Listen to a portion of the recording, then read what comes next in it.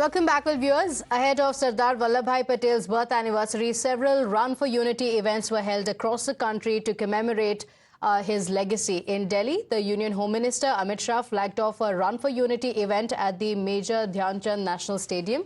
Speaking at the event, Shah said that the efforts were made to erase and undermine Sardar Vallabhbhai Patel's legacy, and he was deprived of Bharat Ratna for a long time.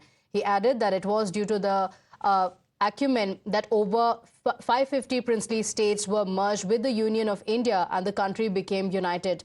Meanwhile, the Uttar Pradesh Chief Minister Yogi Adityanath also administered the Unity Pledge and flagged off the Run for Unity Marathon in Lucknow. The event saw participation from a diverse array of individuals, including students, local residents and dignitaries.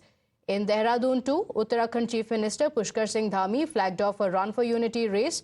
Remember, this year the events were held early and not on the 31st of October because the birth anniversary of Sardar Patel is coinciding with the festival of Deepavali.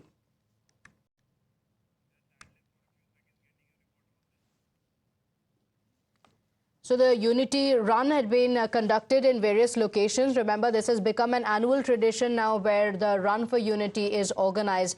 This time around as well, it was organized in several locations.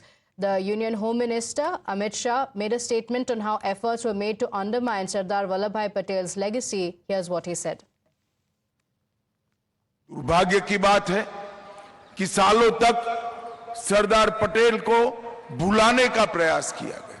सालों तक उनको भारत रत्न के उचित सम्मान से भी वंचित रखा गया है।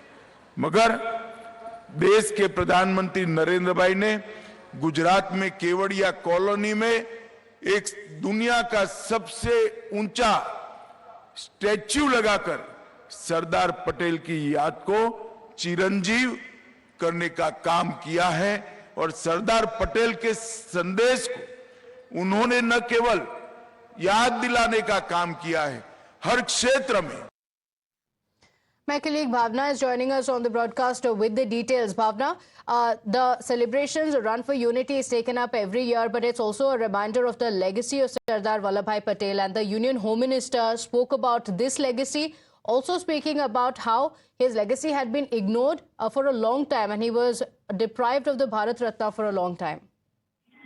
बिल्कुल, जिस तरह से 2015 से प्रधानमंत्री मोदी के द्वारा ये शुरू किया गया था और हर साल 31 अक्टूबर को रन फॉर यूनिटी कार्यक्रम में तमाम हिस्से से आए हुए लोग इसमें शामिल होते हैं।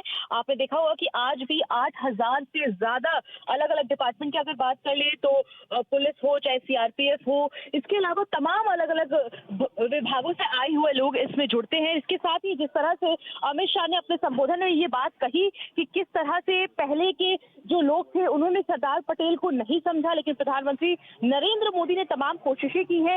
इसके बाद उन्होंने ये भी कहा कि सालों तक उनके योगदान को भुलाए रखा, भारत रत्न से वंचित रखा, लेकिन प्रधानमंत्री नरेंद्र मोदी ने किस तरह से केवड़िया में उनकी बड़ी मूर्ति, भव्य मूर्ति बनाई। और कुछ दिन पहले मन की बात कार्यक्रम में भी प्रधानमंत्री नरेंद्र मोदी ने युवाओं से आह्वान किया कि किस तरह से जिस तरह से सरदार बात करें पटेल की तरफ से जो बातें कही गई थी उन पर काम किया जाए और विकसित भारत के संकल्प के साथ आज आपने देखा होगा कि सुबह 7 बजे अमित शाह ने हरी झंडी दिखा के रन फॉर यूनिटी को रवाना किया, जिसमें हजारों की संख्या में लोग जुड़े।